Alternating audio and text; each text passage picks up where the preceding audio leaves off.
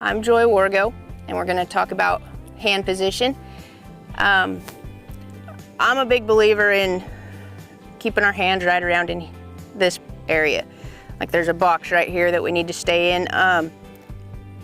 If I lay my elbow next to my hip and I have like a 90-degree angle here, I'm really strong from this position. Like if I need to pull on one, I've got a lot of strength behind it.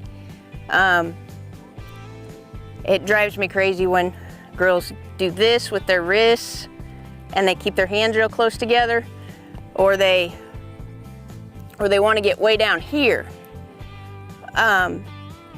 If I can keep my hands in this general area, it also helps me stay square in my body and back on my butt, keeps my pelvis tilted to the back, because the difference between go and stop is, you know, basically this much. It's barely anything. If I start to pull with my hands down here, that just rocked my pelvis forward, and I'm asking my horse to run, even though I should be asking him to slow down at that point. Like I said, but from right here, I'm really, really strong. If I need to grab one, I can grab, and I got a lot of pull, and when I run out of pull, if I twist my body, I've still got more to go. So I think it's important that we stay here because we are strong and we have a lot of balance from this position. We don't get out of shape. Hand position for me in a turn is typically going to be right about here.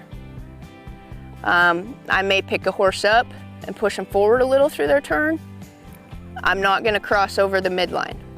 If I cross over the midline, it's basically the same as when I pull an outside rein. When I elevate this hand so far that I cross over the neckline, this shoulder's elevated, this hip just dropped. When this hip drops, this leg lays, I just ask this horse to come this direction, even though everything I'm doing is trying to move her that direction.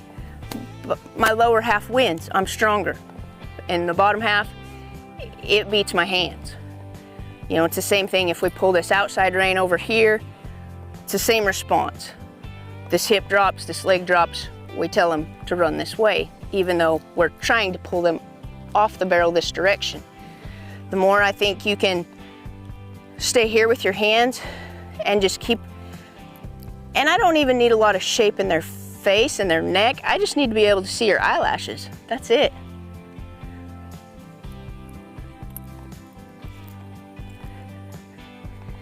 But like I said, right here, I'm really strong. I can stay steady and balanced. It also helps me stay square and balanced and correct in my body. And